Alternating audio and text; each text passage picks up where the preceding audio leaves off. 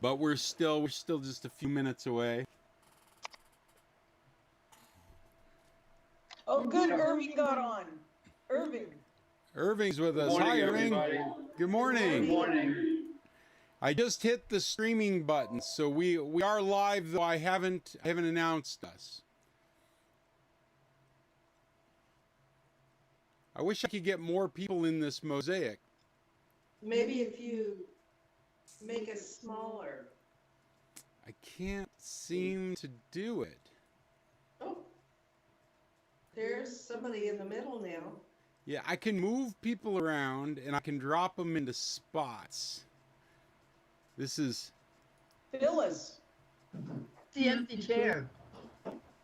I'm gonna put Phyllis in the empty chair. Is that Irving? Okay. There's Phyllis. Phyllis, you have on your microphone? No, it says Phyllis is recording the call. I know. Okay. No, I have stopped recording on my computer. Well, mine says Phyllis is recording the call. I really don't. I mean, the recording the call doesn't bother me. I mean, it doesn't affect anything I'm doing. So if anybody wants to or not, I'm doing a mass recording of this call. So if you're interested in a copy of it, that's not hard to get. What is kind of neat though is that when you do screenshots or recordings, now Jim is calling me. What is this? Merge, answer this call, place some current call on hold, or you can merge. Answer call with what? This must be the merge call. Jim, are you there?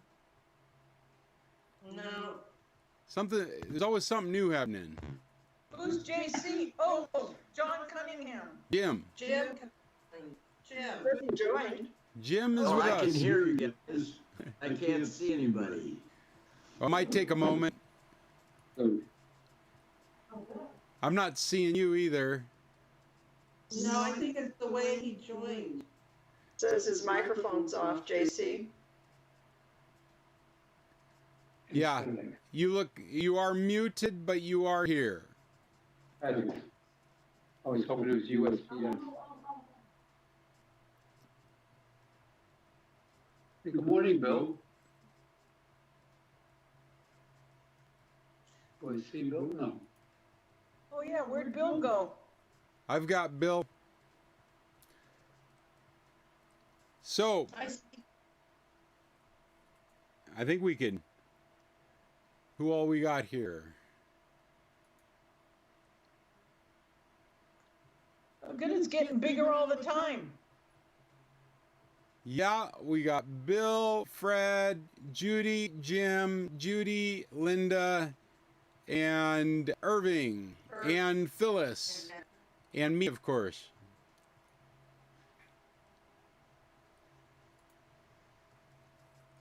I think we could get started.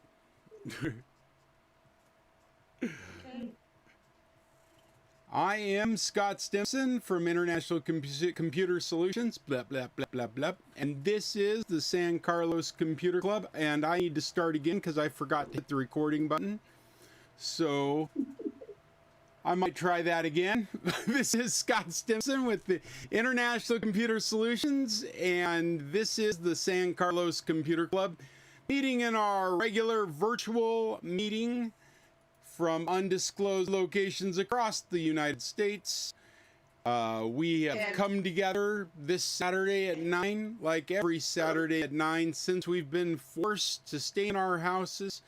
This is our 8th meeting in this format. So I think we've come a long ways in 8 meetings. This all feels like it's working today. How are you guys doing? Great. Good. Yay! Oh, there you are. Did I disappear? No.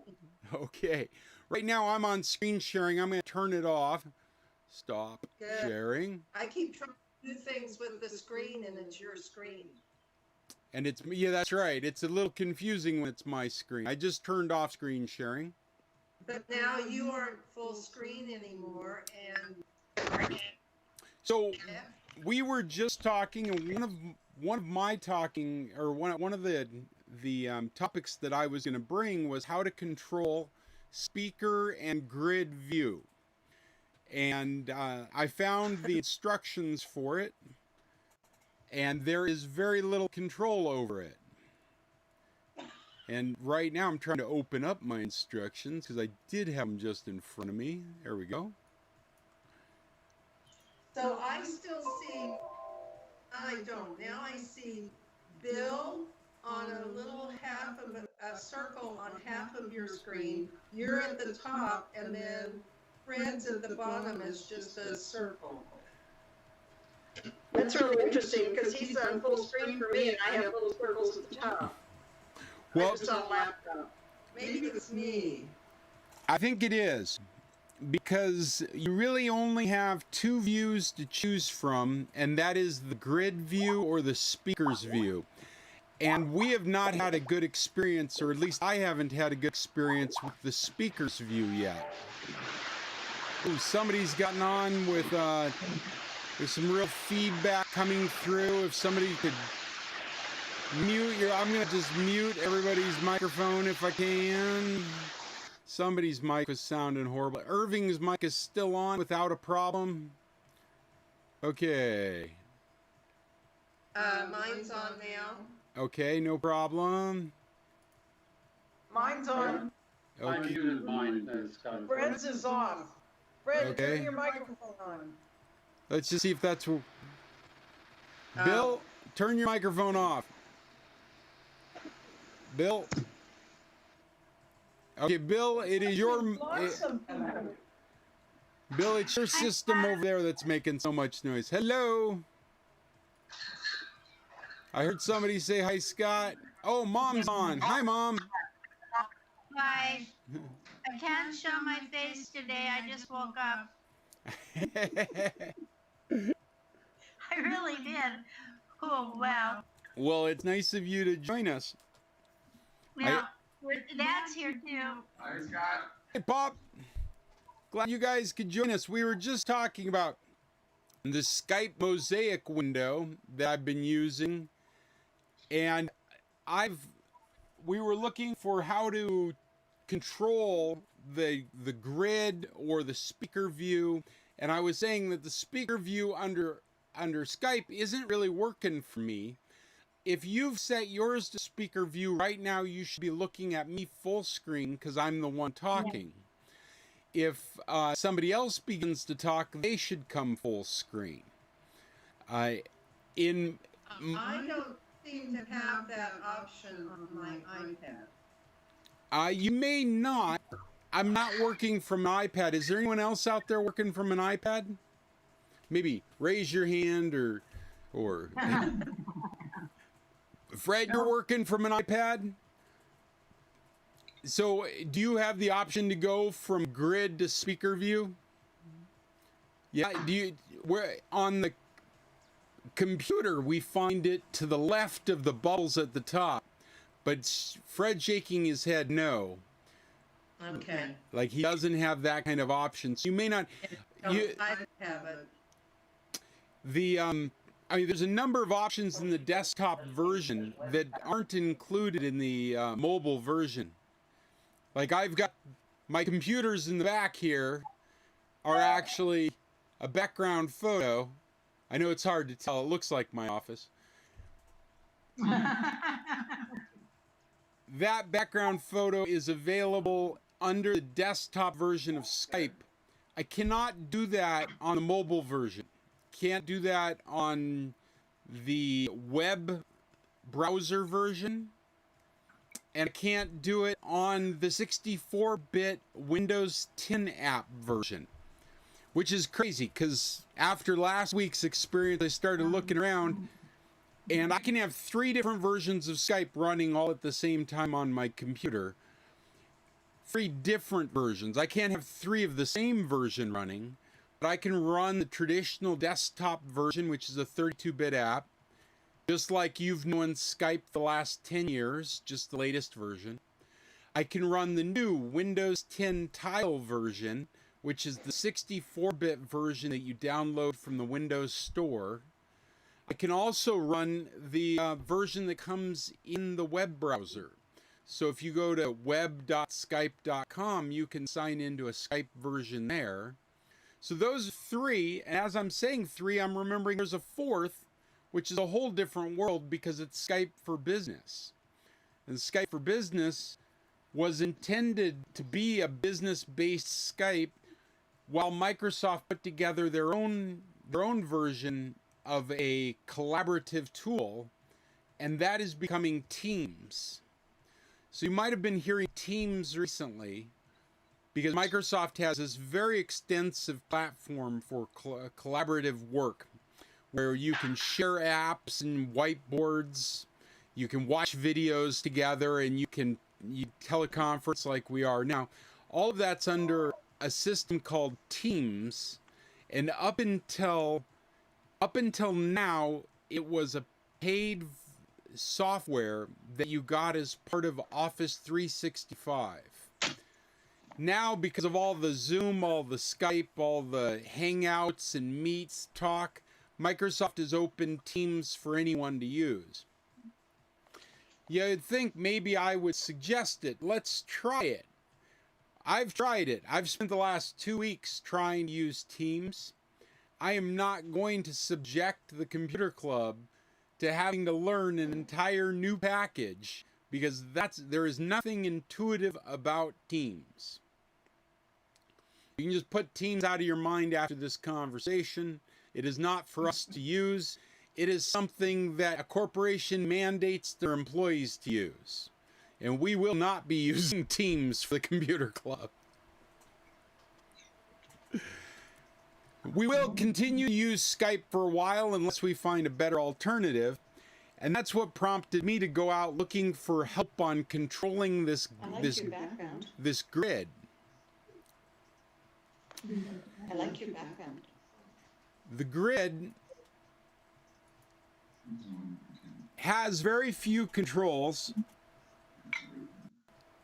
and Skype only provides a page on how do I switch views in a Skype video call. And so I've got that link, and I'm going to stick that in the chat. I'll put it on, of course, like every week, I'll put it on our website so it's available. It shows a picture of the icons you should be finding to make these changes. I'm trying to creatively talk and chat at the same time. Oh, those are cool pictures. Who put those out there? So in the chat right now, there's a link to that Skype page. So it talks about the grid button and the view button and what they look like, but it doesn't give you any real instructions in a traditional Skype way. You're on your own to figure it out yourself. What I discovered this morning is that if you're in grid view and you're looking at the circles above, you can grab any of those circles and drag them down to your grid and put them in the mosaic. I see Jim's on video right now. Let me see if I'm going to grab Jim and put him in my mosaic and see if that works without problem. And I will try Cheryl. I can't see anybody now. Oh, another thing that I'm noticing is that you can't grab a person to put in the mosaic unless they have come full along those circles. You can only have so many circles, and then there's one circle that says plus and a number. That's how many other people are in the conversation. If you're That's what I'm seeing. Yeah, if you're in the plus, or if you're trying to bring somebody from the plus onto your grid, you're going to have to wait until they say something so that they are an individual circle. It's only the individual circles that can be moved. Okay, I'm going to talk now. So, And can you move me? yep. And I'm going to share my You're screen. on my screen, Judy. What? You're on my screen. You're next to Scott. Every Oh. one of us gets every one of us gets to choose who's in our circles, but they have to be chosen. I've shared my screen so that you guys can see. I can only pick from these two circles up here, my mom or Cheryl. Everyone else is in this more people. If I click on more people, I can't get access to those circles because they're here. I can't drag them out of this list. I can only close this list. So I can move mom. She doesn't have a picture showing, so there's an audio. You can also pull people off of this grid. If you click on an image, I'm clicking on Jim. You see he's moving around right now. Whoa. Yep. And I'm gonna move him up to the top bar. And now he's gone from my mosaic. I had the mosaic for a minute, but now it's gone. I'm gonna bring Judy back in. And bring Jim back in. But I'm not able to choose from these other four. And if there's an instruction on how to do it, I haven't found it.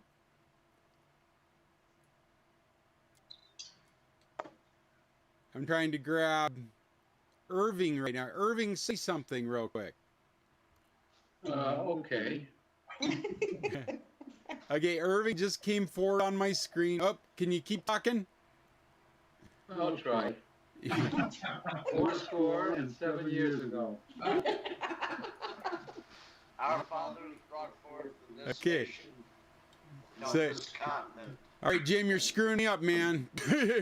So You got me. Yeah, you got me midstream. There we go. there you go. So when Irving started to talk, he came to the top of my screen, and now I'm able to grab him and stick him in one of these windows. That's kind of fun.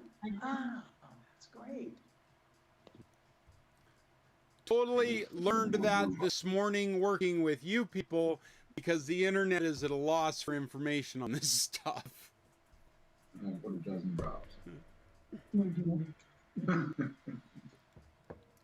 Well, I'll put that link on the website. I'm not sure if it's actually a helpful link or not, but it's a good place to get started looking at some of this stuff. No.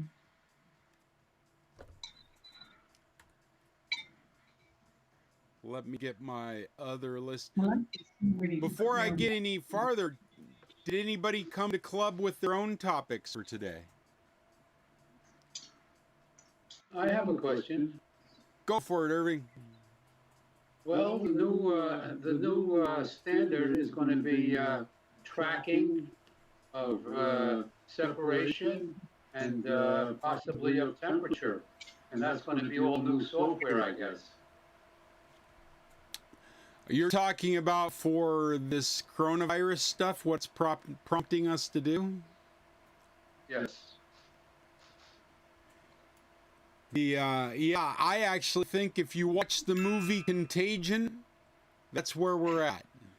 Is by the end of that movie, people had bracelets of different colors that indicated they'd either had the vaccine or had the antibodies and were not infectious, which if anybody's following the news, they sorry, Maggie just sent me, she's having trouble getting into Skype right now.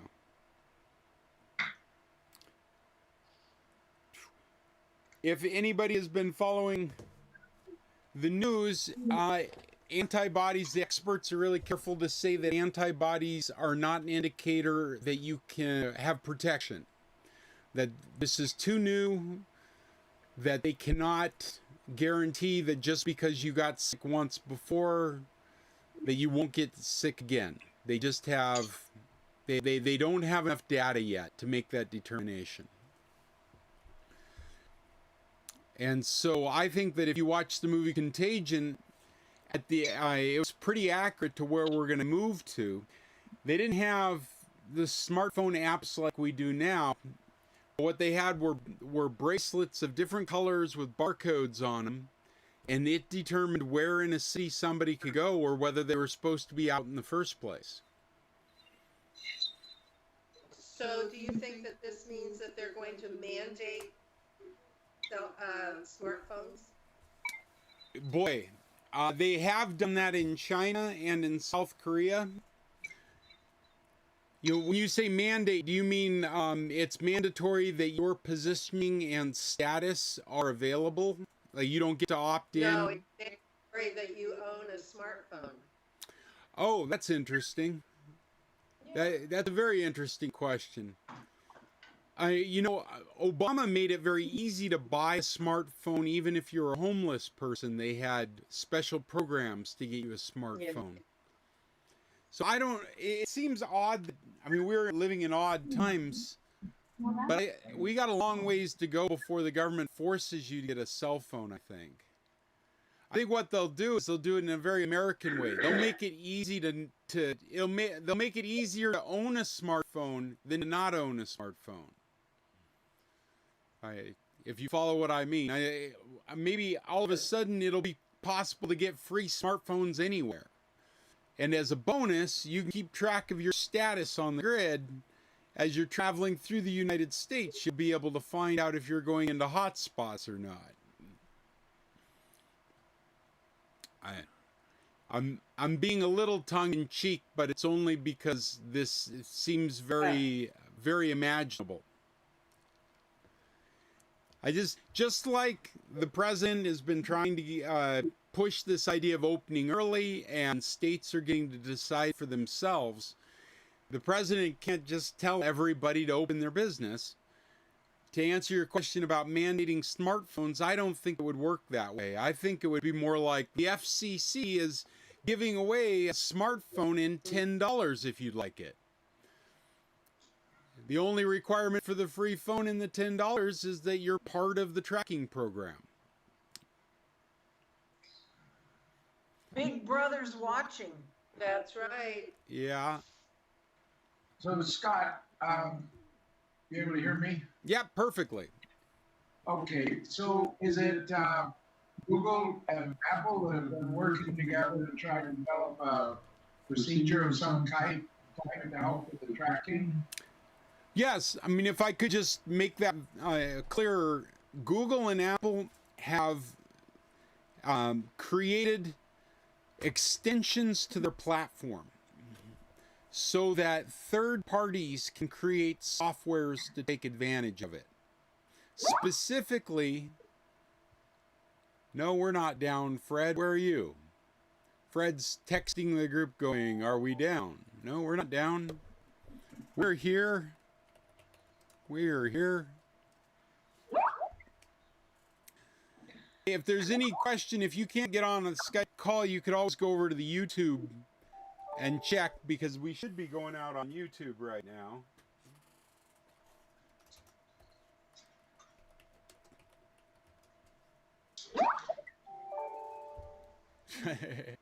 Going crazy. I need to be able to turn off some of these sound effects since I'm recording at the same time. But back to the question, Pup. Apple and Google, since they own the two majority platforms, have no real interoperability in between the devices. And this proposal to use technology to determine where you are in relation to hotspots or people that you've come in contact with is directly dependent on the device.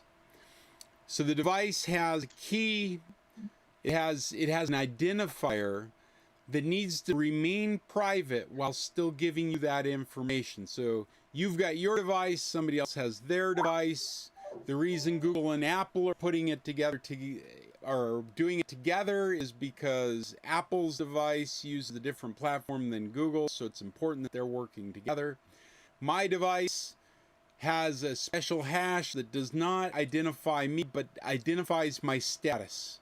It identifies where I am, then it identifies whether I'm infected or not, and it identifies what time you've come in contact with me, and that gets shared to this device. Is that right? Did I get that right? No. All that's true, except that is in both devices, which is assigned by the cloud. You come in contact with somebody, those two devices see each other, they both send their results to the cloud, and then they both get results back that affect how their movements are, if I understand this correctly. And so Apple and Google are not creating that both send to the cloud and analyze. They're providing the two devices coming in contact with each other. The cloud and the app that's making the decision is considered to be a third party. In this case, it would be the health administrations of different countries. I guess it would be the FDA or be the Surgeon General, whoever that department is, the Corona Task Force. They would be building an application to make those things function using the tools created by Apple and Google. Now, what's really going to happen is Apple and Google are going to end up making these applications for the government because the government is not ready to build applications themselves. I don't think they're ready to vet. This is my own personal opinion, but I don't think they're even ready to vet third-party applications. I think what they really are hoping for is that Google, Apple, or both will figure out a way to work together and build the apps themselves. But that's not what they've agreed to. It's also, I believe, very anti-capitalism to ask those two companies to work together to build the app that we're talking about. I don't think it's an anti-competitive issue to have them both provide the tools to do that same job, but doing the job, it would be inappropriate, in my opinion. It would be inappropriate in a capitalistic society for the government to tell those two companies they have to work together to do this. And that's the reason they've done it in this fashion. Does anybody have an opinion on this? This is all my opinion from things I've read and the way I speculate on technology. Does anybody have some insight that would help understand this? Have I lost everybody? I sure didn't mean to. I was trying to make it more simple. Simpler. No, I think it was helpful the way you laid it out, Scott, especially the real political issues that are involved when Google and Apple are asked to work together on something. They would have real legal and competitive concerns. Yeah, I really feel like, the Trump administration is in a very strange place because they want small government and they want pure capitalism, and that's what they've been pushing towards at the high levels. Are you with the millionaires?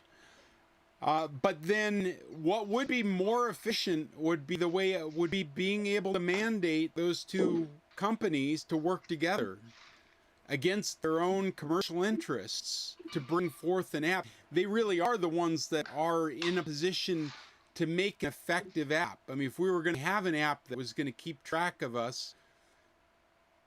Did I lose everybody? I'm here. Somebody I'm here. I'm back again. We're here. Okay, somebody has decided to share their screen. Not me. That's Maggie. Am I not supposed to do that? Hi, No. Maggie. Just that we're all seeing it Maggie. now. Maggie, I'm sorry? can you turn off your Yeah. screen sharing? Yes. I'm so glad you're able to join us. You got in Well- finally. It's really slow, so be patient. I'm trying to turn it off. Okay, no worries. In case anybody's interested, it's all working really good on my end. Well, Maggie, we were Can't just turn it talking about the apps or basically the hooks or the tools that the government has asked Apple and Google to work on And both companies have stated that they're going to be coming out real quick, like sooner than they were thinking. They were saying mid-May, but I think they're ready just about now. And so what we really need is some innovative companies to use these tools to put together a tracking app.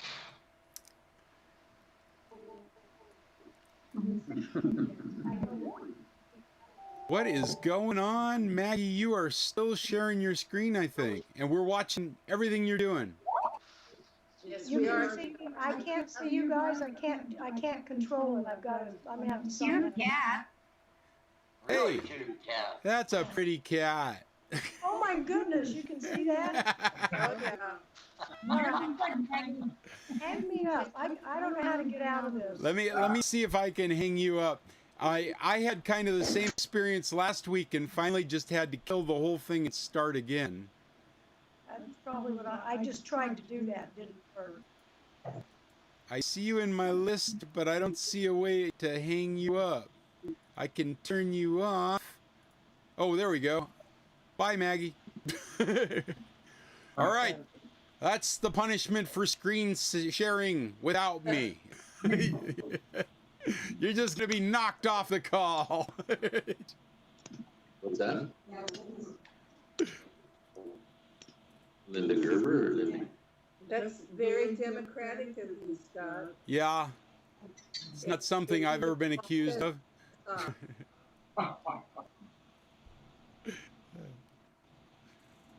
Let's see. This is very strange. I just got this notice on my screen. It went blue and it said there's been a problem, and it went through like 15 seconds and then restarted the computer. Oh, really? That's odd. I wonder what country that bit worked out in. Yeah, Linda, that's Windows 10, right? Yeah, I got a brand new computer. Well, that explains it. So, Well, seems to be okay. you might check your drivers. Yeah, you might check your updates, your Windows updates. But we're using hardcore right now. We are using audio drivers and video drivers. And if your computer were to throw up like Linda's just did, then you might want to make sure you've got the latest Windows updates.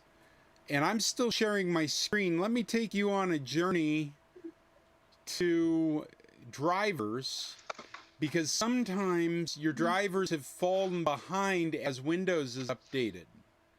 So I'm at the, can you guys see my Windows bar at the bottom of the screen? No. I'm sharing the screen. You can't see the Windows bar? No. No, you just lost your picture too. Oh, hey, I'm not sharing the screen. We see Linda. Let me share the screen again. There we go. Now we're sharing the screen. There. Okay, now. Okay. So at the bottom of my screen, do you see the Windows bar? Yeah. Okay, so with the right mouse button, click on the window button, and from this list, there's one here that says Device Manager. Yeah.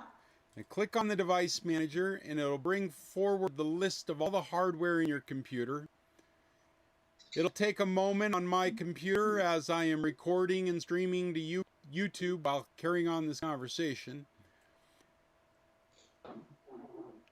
Linda, can you see this? Go to where? So now, like I was saying before, we are intimately using video and audio drivers. So you may want to do this when you're not in the call, but go to each one of them. Here's my display adapters. I have 2 video cards in my laptop. This Intel card is built on the motherboard, and this NVIDIA card is an extra card that was put in there for performance for things like 3D WorkCAD or video games.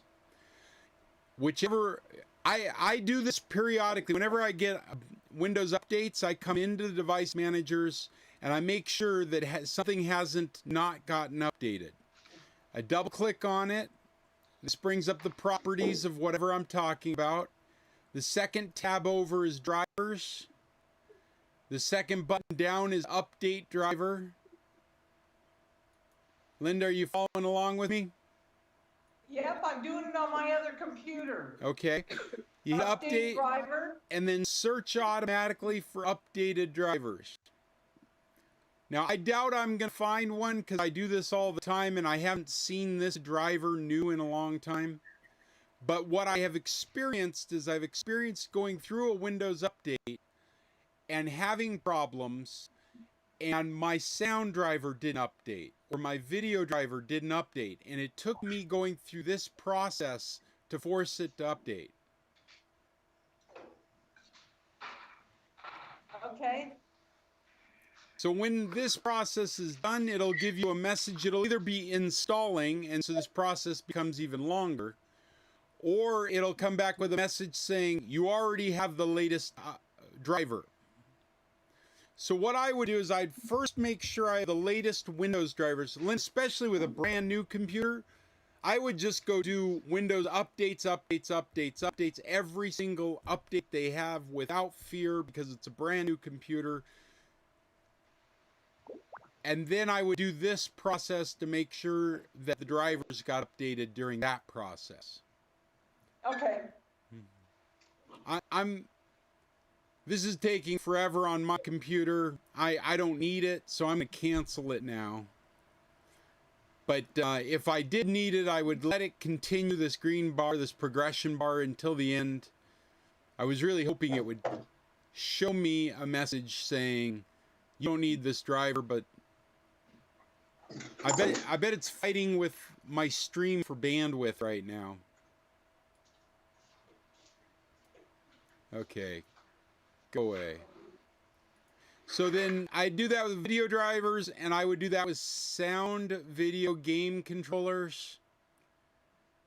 Down here, if you're looking at my screen still, you'll see I've got a couple of different sound drivers. Here's something that many people might not be thinking of. When you use an HDMI connection, it goes with its own sound system. So this, if you're still looking at my screen, this very first one listed under sound connects Smart Audio HD. That's my standard sound card. That's the one I can plug speakers into. This other one, this is the microphone on my webcam. This one that follows, this is what I was going to get at. This is Intel's HDMI sound driver. This is the sound that goes with the Intel chipset. If you were to plug an HDMI cable into your laptop or into your computer and plug it into a monitor. The one below that's NVIDIA. Same physical plug, different chipset. And then the last one here is the microphone I'm using. So right now I've got 3 microphones and 3 sound out sources.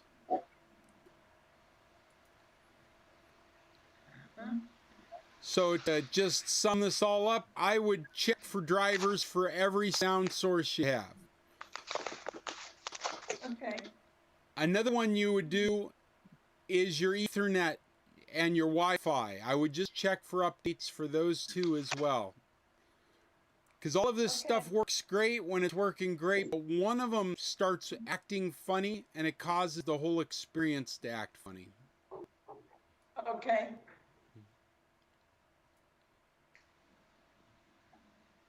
When I first got the computer the other day, we did a bunch of updates, but there could be more on there now, and I haven't checked.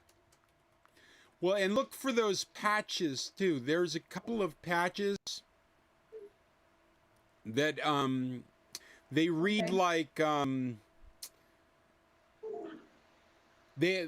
you go. Well, I'm still sharing my screen, aren't I? Here, I'll show you.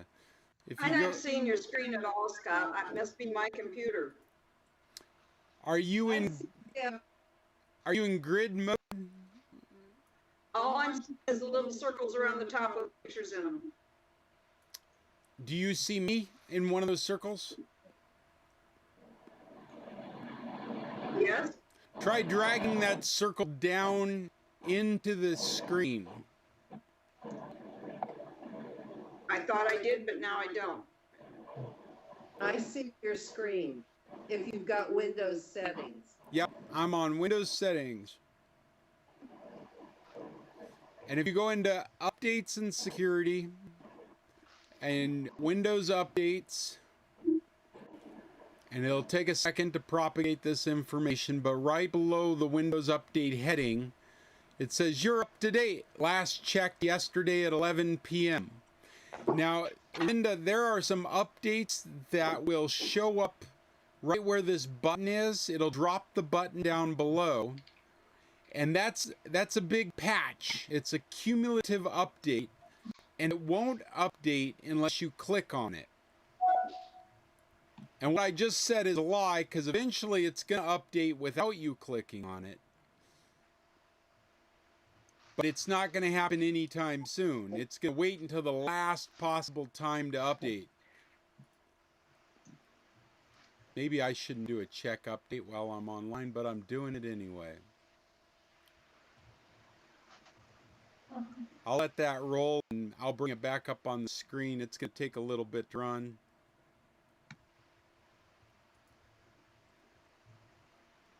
And does anybody else have any topics or questions? Anything we should share in our meeting this morning? Yeah, I had something. Okay. I sent you that email about the USB 4. You're talking about the one I had all good intentions of reading before club and forgot to. Yeah. Is that so? I didn't read the article. I'm familiar with USB 4. What did you get from the article, Linda? Well, am I reading correct that they're going to combine Apple and USB and everything and map one universal plug-in? Oh, I hope so. They've been talking about that. What Apple did, I don't know if you guys are aware of this, but Apple has a standard called Thunderbolt. Thunderbolt and Lightning. Thunderbolt was the chipset standard for speeds, and Lightning was the standard for the port. I probably got a Lightning cable here. Anybody that has an Apple device right now probably has an Apple connector. Can you guys, where is it? Can you guys see that? No. No, we can't see Oh, you. I'm still, well, that would cause a problem, wouldn't it? Let me turn off screen sharing. Stop sharing. Okay. There we go. You see that? That's a Lightning cable. And I'm sure you these are actually great. This is a great standard. I really wish the industry adopted this standard, but it's still proprietary to Apple. And it's reversible, and there's no pins to break. It's a rigid, kind of like a card. So I really think it's one of the best standards we've ever come up with. But because it was proprietary and we need an open standard for computers, they came up with USB-C. C is a great standard as well. It's kind of the inverse. It's a socket, but it is reversible, so you can flip it over, and it'll work one way or the other. You can't plug it in wrong. That's what it comes down to. But the Thunderbolt data connection speed is amazing. It's faster than USB 3. And it has also been a proprietary standard up until recently. And what's happened is Apple has removed the license from it, whatever that language is. Apple has made it available to be used for USB 4. So we will be able to take advantage of some really fast data rates. Thunderbolt allows devices to connect device to device. whereas USB up until now has been device to computer. USB has always required us to have an intelligent device. We have to have a device like a computer to connect a device like a microphone. But Thunderbolt lets us do stuff like connect a microphone to a hard drive with no computer in the middle. Probably a horrible example because I can't think of one where that's happening, but in practicality, that's what that means. That standard is bidirectional. And it's what we should be expecting for the new USB 4 standard.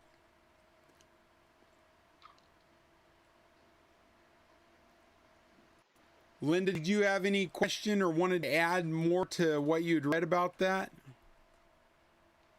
Well, it sort of doesn't spell out totally if they're combining the two and gonna have one.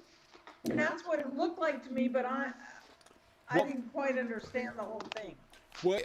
Well, for practical sakes, let's say yes, they're gonna have one. And what's the meat of what's going on is when we've had it combined before, it was all open standards. Like when Apple used USB, I don't remember, there was a time when they didn't use USB, and then they were the first to use USB. And it was an open standard, but nobody was using it in the PC world. And it took Apple using it in their world. Whoop, somebody's bleeding through. If you can mute your microphone. It took Apple using it. Sorry, I'm just getting some feedback on my end. It took Apple using and making it across their computers for the PC world to take it seriously. And so that's when it got added to Windows. Apple had a number of proprietary standards it continued to use, and when it put out the iPod, it needed a way to get information into it as quick as possible. And so it designed its own data transfer using USB connector on one end and a proprietary connector on the other. And as that grew, I don't know if you remember back when the iPod first came out, they would talk about putting like 1,000 songs in it in 20 seconds, something like that. And it was because of data standards, it was because of our standards for recording audio, what we expected from recorded audio. And as recorded audio got to be a higher quality and data sources got to be bigger, we needed a faster transfer speed. USB went to USB 2 and then USB 3.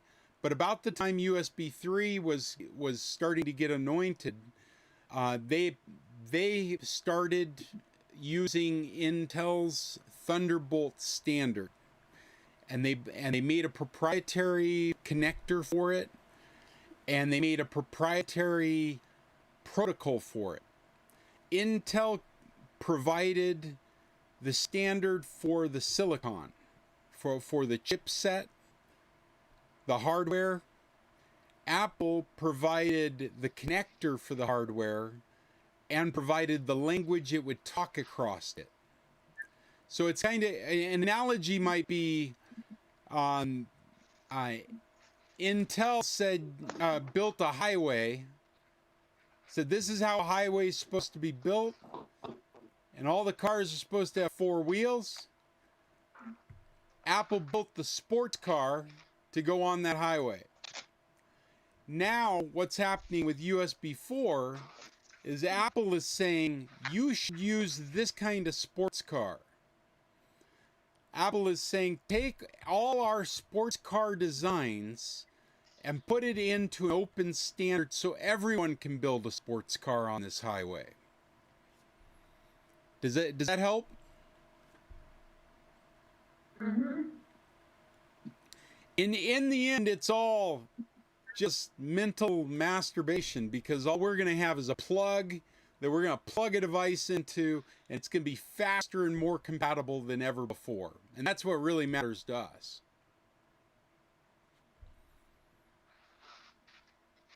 Okay. Any insights people would like to share on that?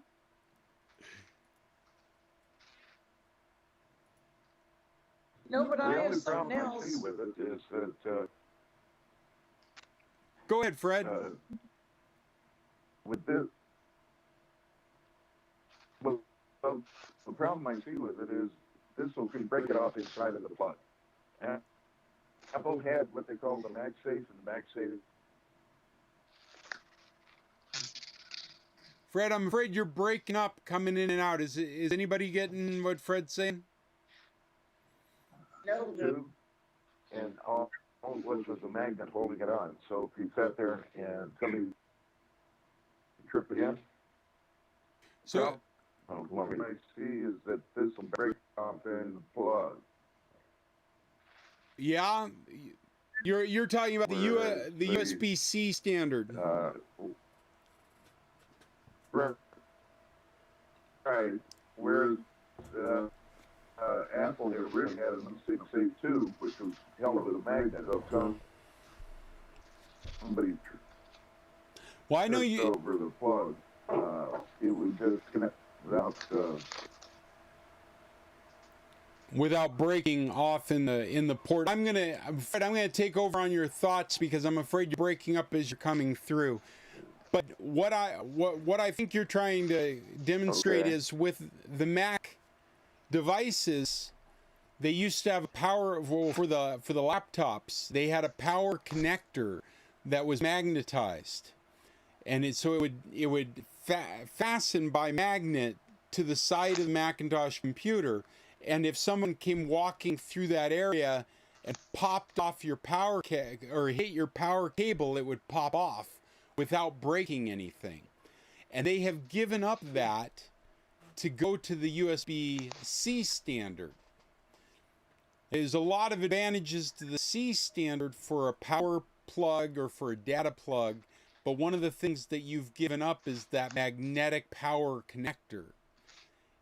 Now, in Apple's defense, in the world of less evils, their laptops now have all-day batteries. I mean, they have batteries that last easily 8 hours out in the real world. And so there's probably a lot less opportunities for somebody to go walking through your work area and knock off your cable, as there was when you'd bring your Mac to a Starbucks and you'd be looking for an outlet to plug in. That same person's no longer looking for an outlet out in the wild. The advantages that USB-C bring to a device are well worth giving that up, I think, in my opinion. The beauty of USB 4 being based on their Thunderbolt technology is insane speeds. Being able to have, like right now in the PC world, we have at least 3 different video standards for connecting monitors. We have DisplayPort, we have HDMI, and we have VGA. We also have DVI, but I don't think it's actually ever caught up. I think it's easier to say that the default standards are VGA, HDMI, and DisplayPort. I'm sorry, did somebody want to add something? Somebody's having a bad microphone experience on their end. I think it might be Jim. If you can hear me, I can't hear you.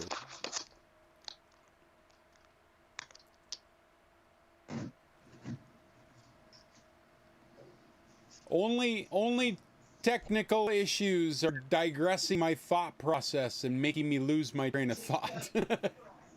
Please be patient.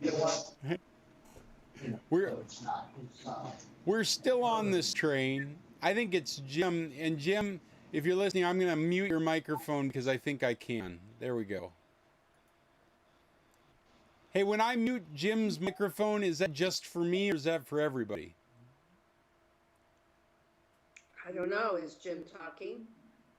If you can't hear him, I think he's not any longer. I only see a chair. That's a nice microphone up there. Okay, well, what we will gain by using Apple's technology, the Thunderbolt technology, is you can run video through it. So we've got DisplayPort technology right now that allows us to run 2 monitors off of 1 laptop. Apple's technology lets us run 2 4K monitors or 4 high definition monitors off of 1 connector. So that's an amazing, I mean, I don't know if that's something you want to do, but what that indicates is an amazing amount of throughput. That's a lot of data to be able to put through 1 connector. And the PC market has not been able to take advantage of that. This will allow them to take advantage. The reason they haven't taken advantage of it is because they got to pay licensing fees to Apple. So when you have a USB-C connector on your laptop, you don't get to use what Apple people get to use on their laptop because they use a proprietary standard. PC makers could use it, but they have to pay licensing fees to Apple, so they don't use it. So Apple has finally just said, no, look, use it. Just, this is the new standard. This is what we're going to use. And now the whole industry will have it. It should be awesome. And we'll have a whole slew of products that don't work right while they're trying to sort it out. That's something to look forward to.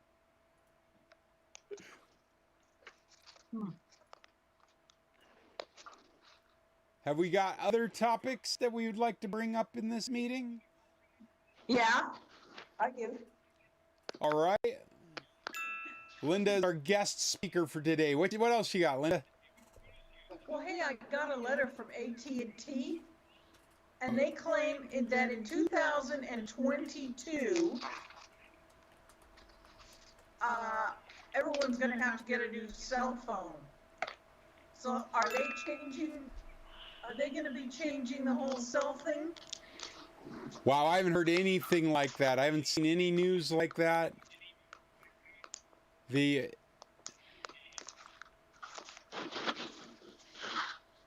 I'm just listening to myself in the background.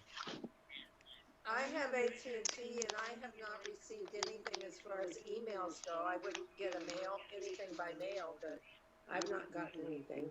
I haven't seen anything either. Yeah. For next week, I'll have to see if I can find the letter. Yes, please do, because it seems like it would be marketing more than anything else. And the only thing I can think of is 5G. And there's some interesting 5G maps out there. If you look at them, you would think that we've got 5G coverage all over the United States. But as you zoom in, you go to a place like Tucson, and yeah, Tucson has 5 places you can use 5G. Actually, I don't know if that's... Don't hold me to the 5 places. That's just an example. It's probably not accurate, but on the 5G map, what I found was that even though it looked like there was 5G all over the United States, it was not abundant. So even in major metropolises, there were only a few points around the town where you could take advantage of 5G. 5G is the only thing I could think would spur getting a new phone. And they have to be backwards compatible, so it's not like it's not like the phone you have now would stop working because they've cranked on a bunch more 5G access.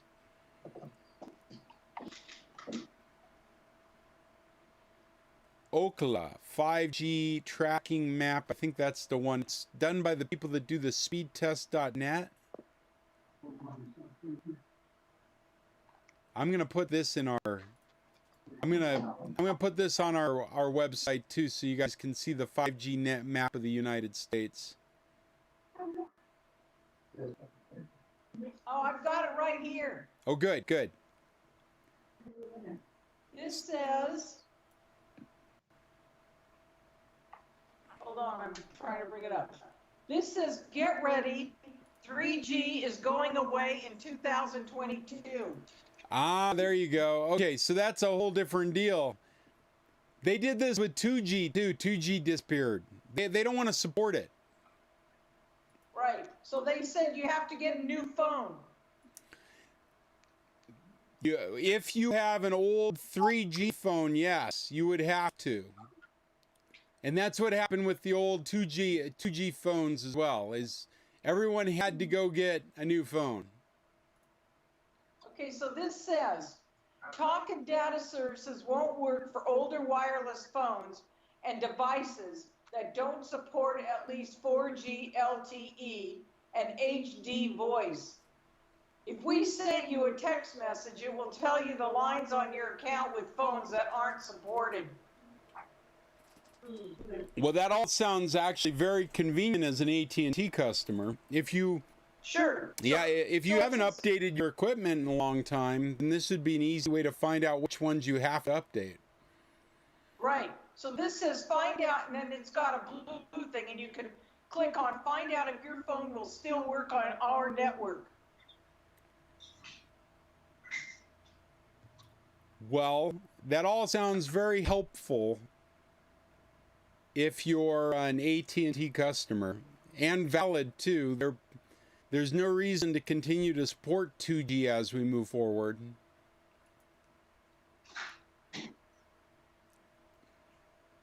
So they're giving you the list for every company and all their phones. Oh, that's what you end up with when you click on it? Yeah.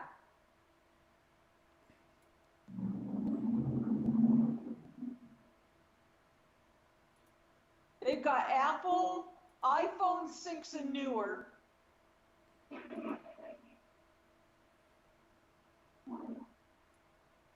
And then they go through all the rest of them. The LG, the Samsung. Gotcha.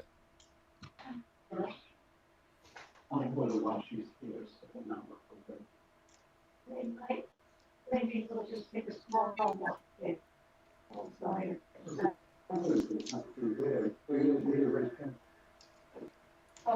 Yeah. I'm looking at the 5G map created by Ookla right now. Oh, let me copy that.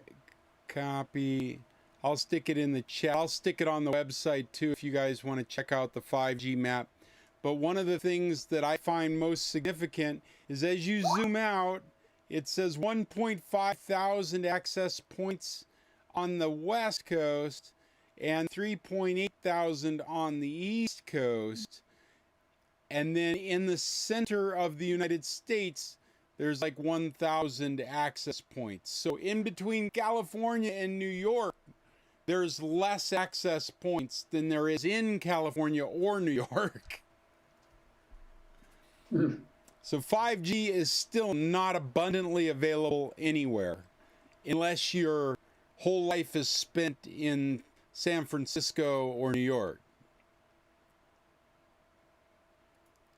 I still don't think I would use 5G as any kind of purchasing decision when I went to go upgrade a phone. If I needed a new phone right now, I don't think 5G would play any part in my decision making. If I was ready to spend upwards of $400, I'd start looking for 5G. But I think even still at $400, I wouldn't be too concerned about it having 5G because it's not relevant to what we're doing. Not yet. I'd probably feel differently if I was a tech worker in New York or in California. I might want the latest, greatest thing because I can take advantage of it. But I live in San Carlos, so I feel fortunate to get a signal. I'm going to look on my topic list and see what else we got here. Did you see that Facebook is trying to get into the telemarketing game or the teleconferencing game? I did. Yeah, they've got some new program called Rooms. Has anybody played with it yet? I don't even know if it's available yet. But it's funny how this coronavirus has got us all using Zoom. All these other companies are scared that Zoom is now the vernacular. Zoom in 2020 is like asking for a Coke and being happy if you get Pepsi. Zoom is the new Kleenex. And all these companies are so worried about... We've got some background noise coming through. Hello, hello. Somebody's background noise is bleeding through. Think I fixed it. No, oh, maybe you did. Is it gone? No, I'm still getting it. Judy, turn off your microphone. Is that Judy? It might be. Mine's going off. No, yours is fine. It's gone away. I think maybe it was the other Judy. So yeah, the point I was making, the same way we talk about having a Coca-Cola, we talk about get me a Coke, or I need some Kleenex. That's where we're at with Zoom right now. And it's making Microsoft crazy. It's making Google crazy. I'm sure Amazon is going to jump in with something. I heard they've actually got something that's in beta testing. And Facebook, it's making them crazy as well. And FaceTime with Apple. Apparently, Facebook Messenger and Apple FaceTime, these programs have never been tested to this kind of straining weight. They've never had 50 people try and have a conversation at the same time. They come from the paradigm of a telephone call to begin with and add video. Whereas Zoom starts out as a conferencing program. Like the whole intention is to bring together 50 to 100 people to talk. Anyway, these companies hate the idea that we say Zoom and we're on Skype. Or we say Zoom and we're on Hangouts. If we're on Skype, Microsoft wants you to say Skype. If we're on Hangouts, Google wants you to say Hangouts. Google's made it even more confusing recently because they did this knee-jerk reaction to how the market was doing this. And so now they've rebranded their Hangouts as Google Chat. And their teleconferencing, they've rebranded as Meet, Google Meet. Used to be Google Hangouts and Hangout Meet. Hangout Meet was teleconferencing like we're doing now, but you could only use it as part of G Suite, which is Google's equivalent to Microsoft's Office 365. Google has their own called G Suite, and Meet was part of that. And if you're paying for that, or you go to a school that uses that, or you belong to an organization that uses that, then you have Meet available for you. We've never used Meet. I was not even aware of Meet until the coronavirus situation. My kids knew Meet. They told me about Hangouts Meet because their school has used it. Now, Google has made Meet available to everybody. Microsoft has another product, we talked about it at the beginning of the hour, called Teams. Teams is available for everybody to use. I'll reiterate what I said at the beginning of our club. I don't think we'll ever use Teams because I've messed around with it for 2 weeks and there is nothing intuitive or easy about it. I will not subject normal people to having to use it. Anyway, Facebook has this one called Rooms. If anyone gets the chance to play with it, I would be interested in your experience. I've got a feeling, though, the same way we're not interested in trying Zoom, I'm not interested in trying Rooms. Facebook has been a real poor steward of privacy, and I don't think I'm going to jump into a Facebook app for teleconferencing. And it's not that I have or this group has anything private that we're concerned about sharing. I'm just have enough experience to recognize that where we go determines what platform gets pushed forward. I don't think that anything Facebook offers is going to be pushed forward with their track record with privacy. I think people use Facebook now for the general global conversation of their family and their friends, but they don't do it for any intimate conversations any longer. They don't trust it any longer for that kind of exchange. I could be wrong. Tell me if I'm wrong. Write me and tell me if I'm wrong. Or write on my webpage saying that I'm wrong.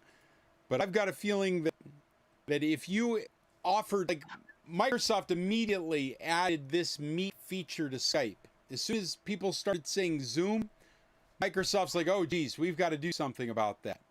And so they added the ability to have a meeting like this in Skype, and it's what's making it possible for us to do this.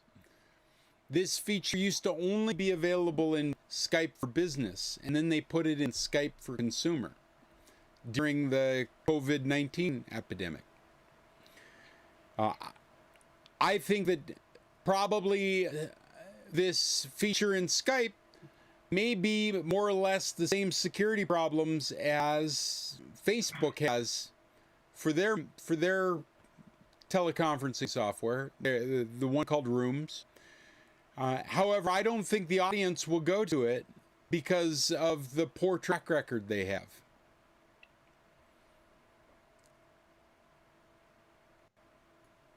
Nobody has any insights. I'm going to check that off my list. If you want more information about Rooms, check our website, where I'll put a link to this article I read.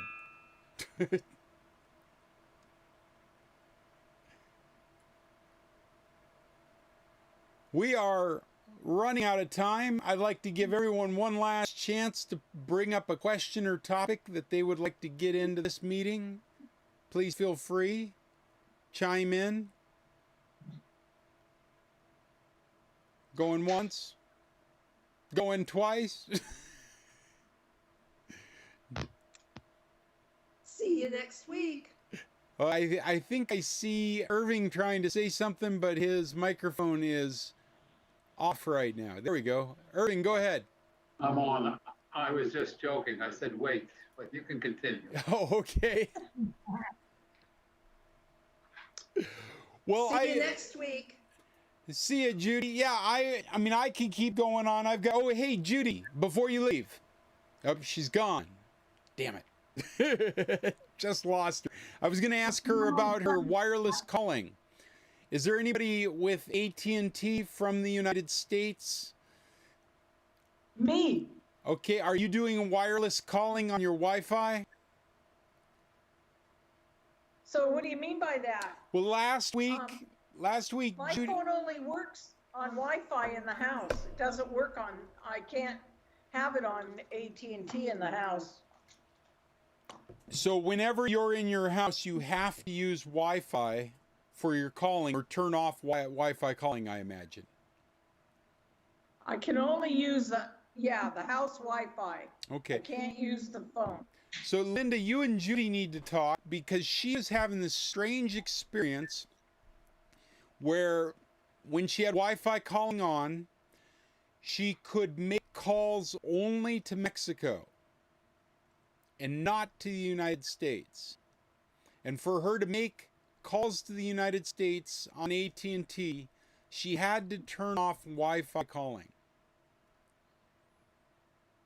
Have you had an experience like that, Linda? No, because whenever I'm in Mexico and I call the US, I use your cell? I only have my cell here. I don't have home phone service. So you're using Skype or Magic Jack? I only use Magic Jack. Okay. So you have not tried to call the United States using Wi-Fi calling with AT&T. And this is AT&T service from the States we're talking about. Right. No, because I had a Mexican phone, but I gave it up. So now when I come down there, I'm going to try it. Okay. Yeah, I'm really curious, because she was very confident that placing local calls using Wi-Fi calling worked perfectly. but she could not get through to an American number on Wi-Fi calling. She had to turn off Wi-Fi calling and use her U.S. AT&T cell plan in Mexico to call a U.S. number. And so I'm just trying. Was she using the +1? Was she using the +1? You still have to use the +1. I feel like we talked to her about dialing last week, but let's bring that up again, and I'll put that in my note, because I'm just trying to narrow down this problem. If she's having it, I want to know if anybody else is having the problem. Well, that's all I ever found when I came down there after I got the new services. You have to continue to use +1 or +5 too. Yeah, I'm pretty sure we talked to her about that, and the +52 would indicate a Mexican call, and she said no problems with Mexican calls doing Wi-Fi calling. Okay. Yeah. Well, I'm coming down next week, so maybe we'll see what happens with the phone. Yeah, no, it'd be a great test to try. Was that Fred trying to get something in? What are you going to do? What am I going to do? Yeah, are you going to Alaska? I still don't know. To be honest with you guys, I've got resumes out. My folks and I, we've decided to close the bed and breakfast for this summer. It seems like the only realistic way to guarantee our customers are safe is for us to just not even be open. And so I'm in the process of canceling reservations and giving money back. And I'm looking for a steady source of income throughout the summer. And I wouldn't mind doing it in Alaska, and so I've sent out resumes to places in Alaska, but, you know, everybody's looking for a job right now, so I may end up here all summer. Oh. Because it doesn't make sense for me to go anywhere if there isn't work there. There's just as little work here as there is everywhere else at the moment in my world. So it all depends on if I can find something, whether I leave or not. And I think we've decided that the girls are going to stay here because we don't want to run the risk without a vaccination, without testing going on. Damn it, that's what we need. Anybody out there's listening, we need mass testing so we can all have confidence to go out in the real world.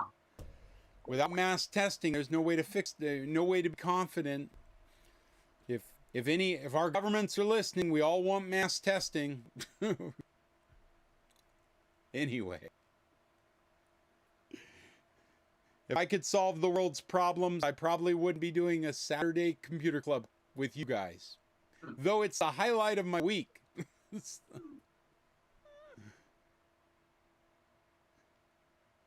Well, does anybody else have anything they'd like to add? I see there's only about 5 of us left on here. We've reached the end of the hour, a little over, and I'd like to sign off. I just want to Thank you, Scott. Thank you again. Oh, thank you, Irving. I sure enjoy you guys showing up. Thank you, Bill.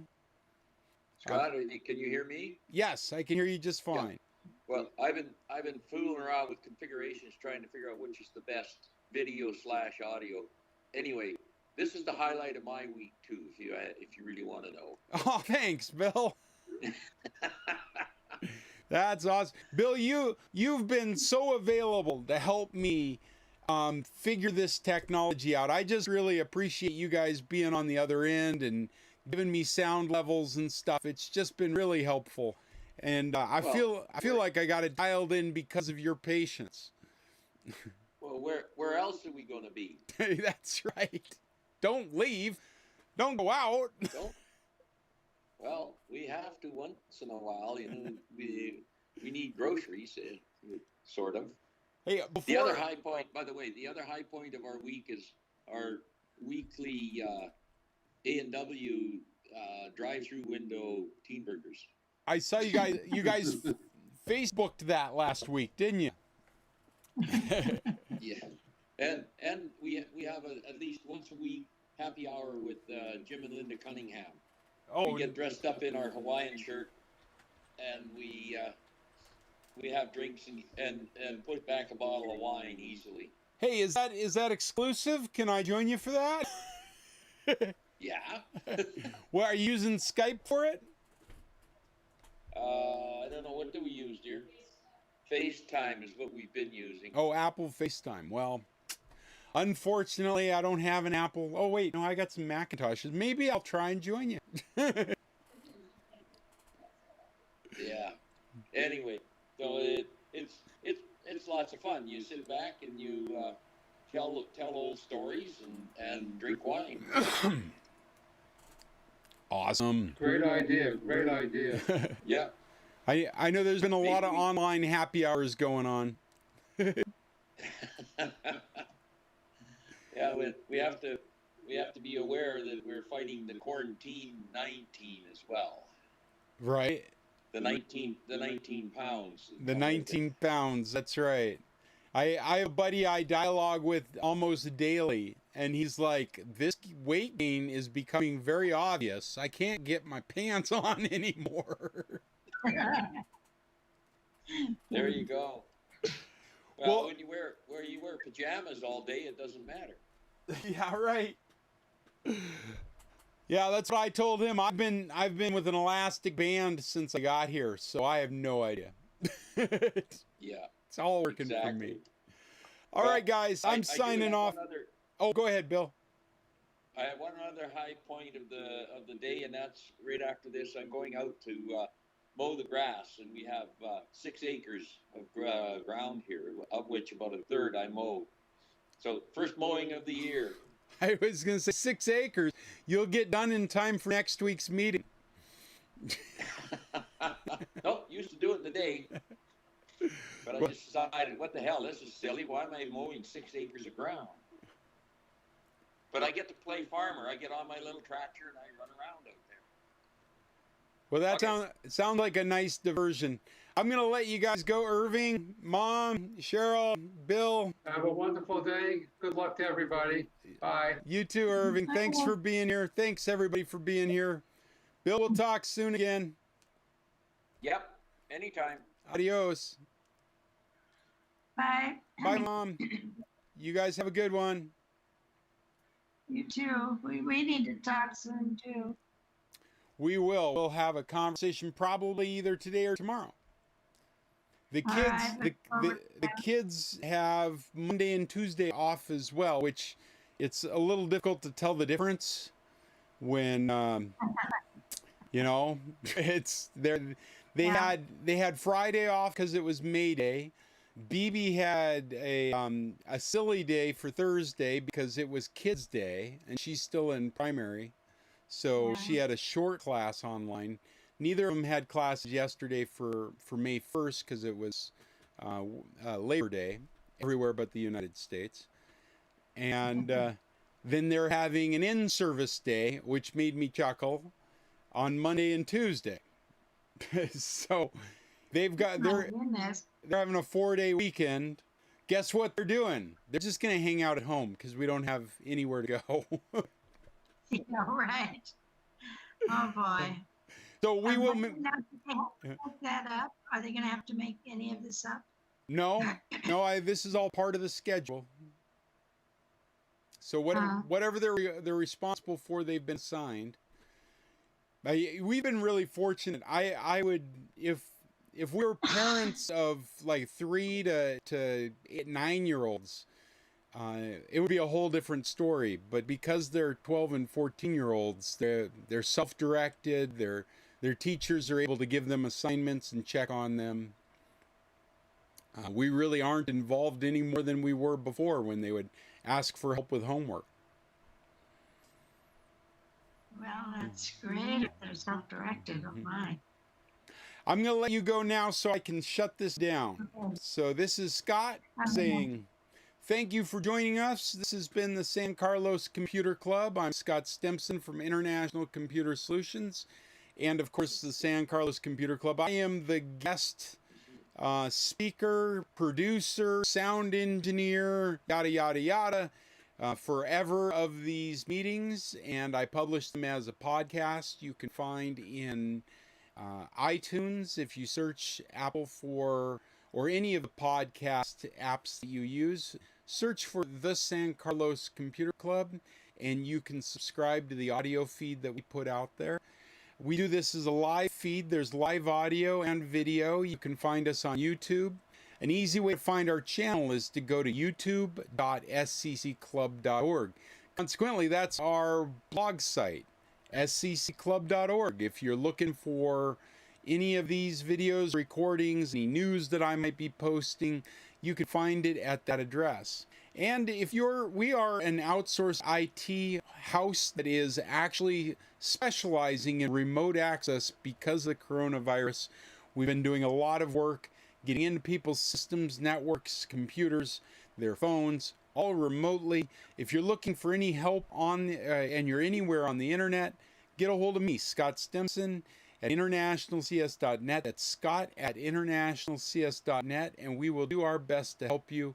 You can pay us through PayPal or any number of other ways so that we don't have to touch cash, which is another way that this virus is being passed around. Until next week, this is always a joy. Can't wait to talk to you guys again. Until then, tech on.